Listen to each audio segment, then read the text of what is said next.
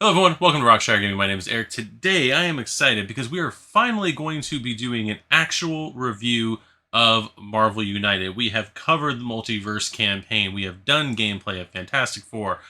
We have filmed, not fully completed, but we have filmed a few different gameplays in this core box. So I thought this would be the perfect opportunity now to actually go ahead and give my review of this game. Now, a little bit of background as far as the channel goes. We've already come out with a video where we play against Ultron, and we have in the can ready to come out soon gameplay videos with both Red Skull and Taskmaster. Outside of that, I have had this game for, at this point, years. I believe the campaign for this came out in 2020 on Kickstarter, fulfilled in 2021. Over the last 2 years, I've played quite a few games, mostly of the core set, while teaching other people on how to play. Not as much with the expansion content, but we will be getting to that content soon on the channel. We're going to be basically going over, I think we mentioned it during the Ultron video, how we're going to be going over playing through the entirety, if we can, of Marvel United with Marvel United X-Men before Marvel United Multiverse comes out. We'll see how that goes. Technically already behind on that.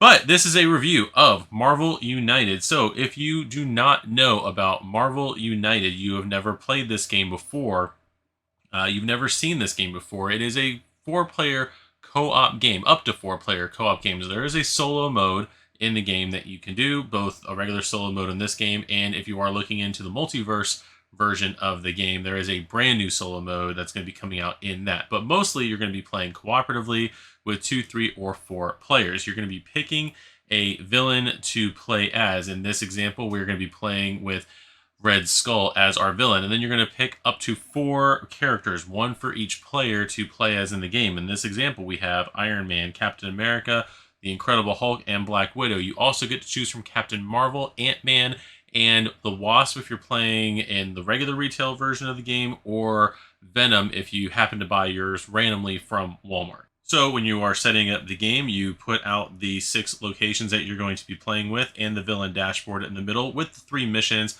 that you are going to be going over. The game has 3 different villains that you're going to be fighting against. We have Red Skull here in the example on the board. We also do have Ultron and Taskmaster as your other options in the core game. Once you put out the locations and pick your villain that you're going to be playing against, you get his master plan deck, you put it off to the side over here, then you also take the 6 threat cards associated with your villain and place them one each on the various locations on the board. The threats are going to be one of 2 different things for the most part in the core game. We have threats like Hydra Elite Troops. Each thug in this location requires 2 damage to be defeated. That is going to get taken care of by heroic actions that the players will play. We also have examples like Crossbones and Bob, Agent of Hydra, which are actually going to be minions of the villain that you have to take care of using punch actions mostly throughout the game. So once you have picked what villain you're going to be playing with, you want to pay attention to what is on the villain dashboard. In this case, every villain is going to have a BAM effect. The cards that he draws are going to, some of them are going to have this BAM effect that goes into play randomly throughout on his turn. In this case, Red Skull is going to deal 1 damage to each hero in his location and increase the fear track by 2. His villainous plot is that once he gets his fear track up to 20, then he wins the game.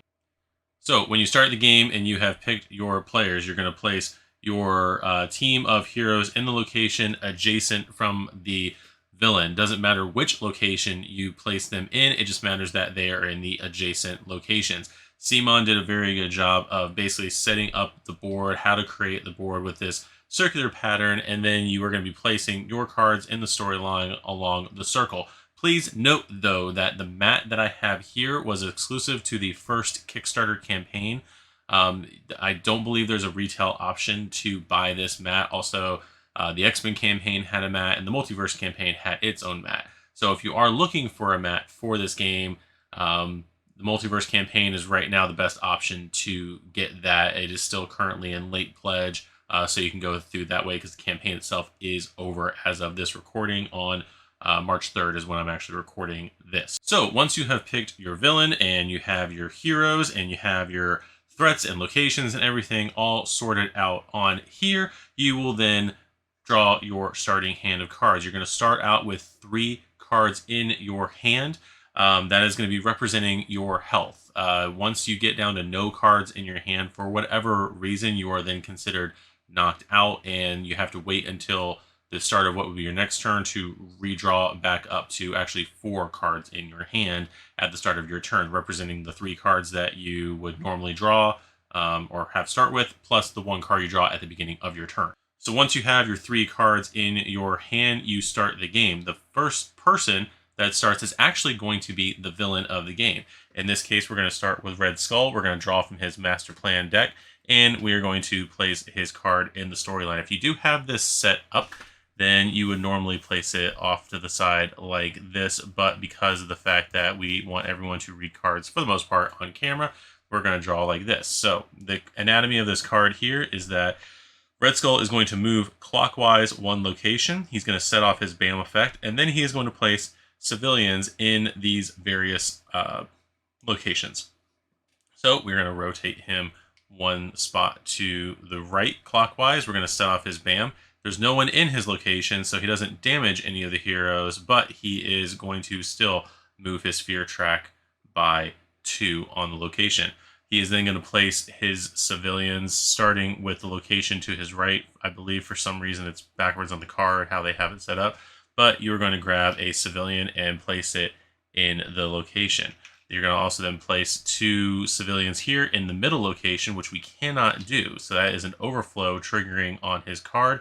He's going to move the fear track 1 more to the number 3. And then we're going to place our last civilian in the zone right there. At the moment, as we're going through this game, before the heroes even start, 3 locations are at a potential risk for overflow, and the villainous plot has already been exceeded, or has already moved to the to number 3. He's already 3 points into his villainous plot. At that point, then the heroes go. So in the case of Captain America here, we're going to first draw a card and then pick which card we're going to play. Now, the game has a very simplified card system, which is a good thing and a bad thing, which we'll talk about toward the end of the review after we do the overview. But your symbols on your cards are going to represent these 4 actions. Again, I know you're probably thinking, why does he have 4 action tokens in front of one of the locations on the board? It's just basically to show you guys the locations when we come up with that. First location, or first token that you're going to have on your card is for movement. The movement is going to allow you to move 1 space either left or right from your current location. Then we have the punch action, or the attack action, or whatever you would like to call this. That is going to allow you to hit 1 thug on the board here, or take 1 damage off of a henchman threat card on the board, or it's going to allow you to hit the villain if at some point you were able to hit him, because you can't hit the villain at the start of the game. Then we have the heroic action right here. That is going to allow you to save a civilian on the board, or it's going to allow you to place a heroic action token on the threat cards that have them to eventually clear those threats off. And then finally, the cards might have this wild symbol on it that can be used to do any of the other 3 actions on your turn. So with my Captain America cards, I will place this card right here, and I will move Captain America 1 space to my right, and then I'm going to use my punch action. I'm going to go ahead and use it to make sure we don't overflow anymore, to take a thug token off of Red Skull. I'm going to place it here on the thug mission. These are your 3 missions that you're going to be playing throughout the game. The rescue civilians is here, defeat thugs is here, and then clear threats, meaning once these threat cards are taken off, you'll take this purple skull token and place it on here. If any of these 3 missions is complete, you are going to remove the card, whichever one it is, from the table, and then you're going to make sure the far left spot here is opened up. Once 1 mission is completed, the villain will be under pressure. Normally in the game, when you play cards after the 3rd hero card has been played, then you play another villain card. When this spot is open, you are then the villain's going then after every 2 player turns. So once the third or middle mission is unlocked or removed, the villain will now be vulnerable to damage. So you have to complete 2 of these missions before you can even touch the villain. Once I have played my Captain America card and done my move, it then will go over to the next player clockwise in turn order. In this case, it's going to be Iron Man. He is then also going to draw his card and decide which card he would like to play. Now, one of the things with this game, as I said, we have cards down here that have the tokens on them, the different actions you can do. We also have 3 special actions in the base Marvel game. This one right here is Stark Resources. Distribute 2 move tokens from the pool among any number of heroes. So Tony is going to play that. Once he plays this card, I can do these things in order I want. I can do a punch first and then do my special ability. I also have the option of now that another card is on the board to play the token symbols, the action symbols on the card ahead of me. I'm sorry, the card that was in front of me in the board that played before me. So in this case, I have 2 punch actions available plus 1 movement action. Those other 2 symbols from Captain America's pool. So I theoretically could use my 1 movement to go here, and then I can punch 1 thug there, put it on my defeat thug's mission, and then I can hit Crossbones for 1 and take a health off of him and move on with my day. Then I can also then use the special ability, granting 2 move tokens to another player of my choice among any number of heroes. So I'm going to take my 2 move tokens, and I'm going to grant 1 to Black Widow and 1 to Hulk, since they are both going to be going soon after me. It gives them a little bit more diversity for what they can and can't do on their turn. And that is going to be Iron Man's turn. Finally, and the reason why I'm going through this is because I want to show how the turn order works, is then I have Black Widow. I have her 3 cards, and then you know what? I'm going to go ahead and draw a card. So then I have these various cards in my deck. I'm going to go ahead and I think I'm going to go ahead and use this double heroic action card. I can also use the punch card if I would like to, the punch symbol from Iron Man's card. However, I cannot use his special ability over here. That is solely for him. I cannot use that, but I can use any action that's on the bottom of his card. I'm also, in this case, going to probably played this completely wrong, what I should have played, but I am going to use one of my heroic actions, and I'm going to take off this civilian right here. I am then going to use my movement token right here, put it back in the pool, and use it to move 1 there. I'm then going to use my other heroic action, take off this other civilian, and then I'm going to punch Bob in the face and do that. So that is how, I guess, the first round or a round of Marvel United is played. At that point, once 3 heroes have gone, I am then going to draw another Master Plan card from Red Skull and do whatever it says on there. In this case, move over to bam and hit Hulk, who is then going to have to discard a card to the, and when you're discarding a card, you're going to put it onto the bottom of his deck, so the cards are never really truly gone. You just don't have as many in your hand. And then he's going to fill the locations with civilians. And again, that is the entirety of Marvel United in a nutshell. The base play, you kind of keep repeating that until you clear these missions off. As I said, once you do the first mission or clear out the first mission, the villain will act after the second turn, the second card instead of 3 cards. When you defeat the next one, the villain will now be vulnerable to damage. Right now, Hulk, even if he played his punches on his turn, he would not be able to hit Red Skull because all these are still unlocked for the missions. And then once you clear the enough threats and unlock the 3rd spot, all the heroes will gain a card. So it's basically like they get a boost of heroic energy to continue on with the fight. Now, as far as what I like about this game, it is one of my favorite games. Arguably, it's going to be in my top 20 games of all time. 20 games that I have actually been able to play through. I like the modularity of the game with the swapping in of different villains.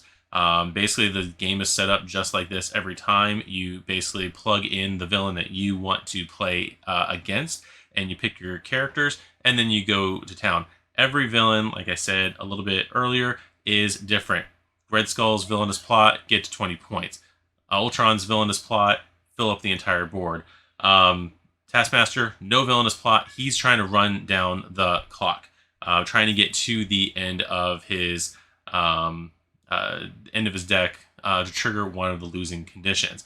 With that said, there are ways to lose this game for the heroes. To win the game, the heroes just have to defeat the villain and lower down all of his life points to take off his life points. This is a 4-player game, and it does scale a little bit with the health of the villain. In this game against Red Skull, if you were playing with 2 players, Red Skull would only have 4 health. With playing with 3 players, he has 8 health, and in this example with 4 players, he's going to have 11 health. So the villains do get a little beefier as you go. So with that variety in villains, you do get different BAM abilities, you get different overflow abilities, different villainous plots, if they even have a villainous plot, and then other different special rules of the game. This is base Marvel United. You get those 3 villains to choose from. This is 2023 though, when we're doing this review, and we are burdened with just tons of content with this game if you can or cannot find it. A lot of the expansions from the Kickstarter are now finally hitting retail, and in the Multiverse expansion, we are going to have the option, if you didn't get it, to get the stretch goal boxes for both the original campaign and the X-Men campaign. Sticking with the original Season 1 content, though, there is a lot of stuff that you can add into this game. There's 5 extra expansions for the game alone, plus the extra villains in the core box. Now, with all that together, and we'll potentially do, depending on how this video does, we'll potentially do other individualized reviews on those other expansions because of the fact that they bring different game modes into the game outside of this regular game mode. But thinking about the villain content that is in Marvel United from the campaign, there are from these 3 villains here, we're almost to 20 villains, or at 20 villains, or around 20 villains when you add in all that content. The villains in this game, they make the game. They give the most variety. You have your heroes, which is, I'll get to that when we get to, I guess, a con section of this, but your heroes are going to have these symbols or some combination of the symbols. Some will have more punches, some will have more heroic actions, some will have more movement, some will have, some will actually have different number of wilds on them. And then they'll all, of course, have their different special abilities. But the villains, the way that the villains move, the things that the villains do on their turn, the villainous plots, the BAM effects, those are all going to be different and unique to each villain. That the more villain content that you get is going to basically make this game for you. Not even like, I know a lot of people want this hero, want that hero, but the villains are going to be the biggest thing in this game. And that's going to bring me to my first con, I guess, of this video, is the heroes, but not like a full con. It's like a pro-con kind of thing. The heroes do have all the same symbols. They're going to have different combinations of symbols on their card, and then eventually have their own special abilities. And most of the characters in the first season content, which is what we're kind of talking about here, are going to have only 3 special abilities. And in a lot of cases, they're going to have the same special ability throughout. Even in this core box, Ant-Man and Wasp, who were originally stretch goal characters that were not supposed to be in this box, they have more diverse special ability cards in their deck, whereas Black Widow has the same interrogate card. I think even the action symbol on the bottom is the same amongst all 3 cards. Captain America, though some of the symbols on the bottom might be different, his leadership ability is essentially the same, giving tokens to other players. So as far as that goes, the heroes themselves are not as diverse as the villains are. Again, when you get into some of the stretch goal content, that does change a little bit. And then when you add in the X-Men, that is going to change a lot more. We are also living, again, in a world where the Multiverse Kickstarter has just finished. You can still late pledge into that. But the stretch goals for that, I believe it was the stretch goals for that, added in equipment cards, so for the old content. So we are getting quality life improvements for the game from newer content, but just looking at the older content here, I do wish that there was a little bit more diversity in the abilities of the heroes. I mean, Captain America doesn't even have his signature shield as a card, as something he can throw in the game. And I've mentioned that in the review videos before, not review videos, the Kickstarter videos before that we're going over those updates. But that would be my one con, is that though there is, amongst all of the content from Marvel United, um, there is more diversity with the villains and not so much with the heroes. Now, that also brings me to another slight con, because it is a CMON game. Not that I don't love CMON. CMON is a great company. Again, makes one of my favorite games of all time. But to get the most content out of this, you're going to want to get expansion content. Each expansion box for this game for the first season, if you're buying retail, is going to give you 3 new heroes to play as and 1 new villain to play as. If you happen to get the Kickstarter version of 3 of those expansions, you're going to get 1 extra exclusive character in your game. There are only so many times you can fight against Red Skull, Ultron, and Taskmaster with the same characters before it does kind of get to be same, in my opinion. Again, I love this game. I have played it with my parents. I have played it with my children and my game group, and we all love this game. That goes to my next pro, is the simplicity of the game to teach. This game does have a lot going for it as far as strategy. You do need to know which cards and which symbols and even which abilities to play, not only to benefit you on your turn, but also to benefit the players that are going to be going immediately after you, or in some cases, like with the distribution of the movement tokens from Iron Man here, what abilities you can give to other players outside of the next person in the turn order. That strategy, it's like I said, it's an easy game to play, not hard game to master, but a pretty good challenge to master this game. Like I said, a lot of strategy goes into it. You would think with simply just a villain moving in a clockwise formation and doing a little BAM ability every time, that it wouldn't be that hard, but it can actually be that hard. Outside of the channel, my win-loss ratio, I'm probably at like 25% winning in this game. One night I know of that we played against Red Skull with my dad and my wife. While everyone was still listening to me, I think we lost 3 games in a row to Red Skull. Finally, when I stopped and shut up, we finally beat him. So, like I said, the game can still be difficult, even with the simplicity of the core box content. Now, in the end, what is my overall opinion on the game? Do I recommend this game? Obviously, this channel has been primarily Marvel United centric for the most part. We started this channel with Marvel United multiverse coverage. So, yeah, I do feel like this is a game that you should be playing. This is starting, to me, to be a gateway game, kind of in the same vein almost of like Carcassonne, Ticket to Ride, those kind of games. If you have a friend who is into superheroes and you want to try to find a board game that you know that they will enjoy, maybe not love, but they will like a lot, and that possibly getting them into something else, this is the game for you. There are other Marvel board games out there. We've got Marvel Champions, we've got Marvel Crisis Protocol, Marvel Zombies is getting ready to come out. But overall, I feel like this Marvel game is going to be the easiest one to get a new player into and get them into other games, either co-op games, or move them into other games. So as far as my final rating review of this game, out of, I don't know, 10 rocks, because it's RockShire Gaming, we're going to give this game an 8.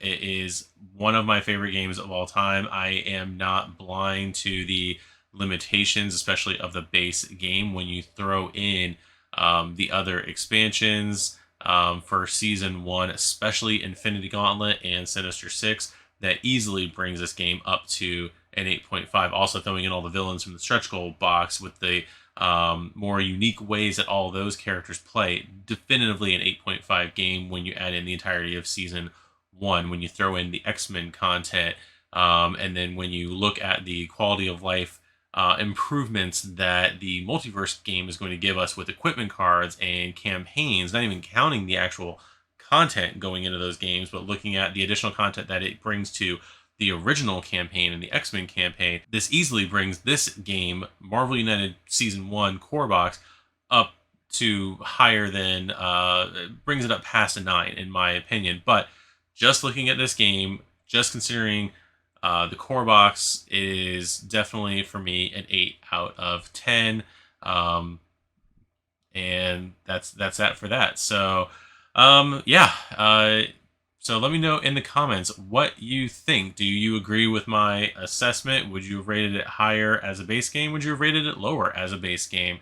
Let me know. Let me know what your favorite villain from this core box is, what your favorite villain in the expansion content is. I haven't done a poll for it yet, but what villains from the stretch goal box would you like us to take on in a gameplay video? I am going to look at doing reviews of the expansions as well. Usually it's going to be after we do a gameplay video of them on the channel, because like I said at the top of the video, we are planning on getting through most of the content for Marvel United before the year's up. Will we succeed? Who knows, but we are going to go with that. So leave all that stuff in the comments. Also remember, please to like, subscribe, like the channel, subscribe to this video. No, like this video, subscribe to this channel. We are so close to getting to 100 subscribers as of this video. We're at 93, I believe. So I would like to thank all of you guys for sticking with the channel, for all you guys for jumping in on the channel with all the Marvel United content. I do thank you guys a lot for that. It does mean a lot to me, and that's it. Thank you guys for watching this video. We will see you guys in the next video. Goodbye.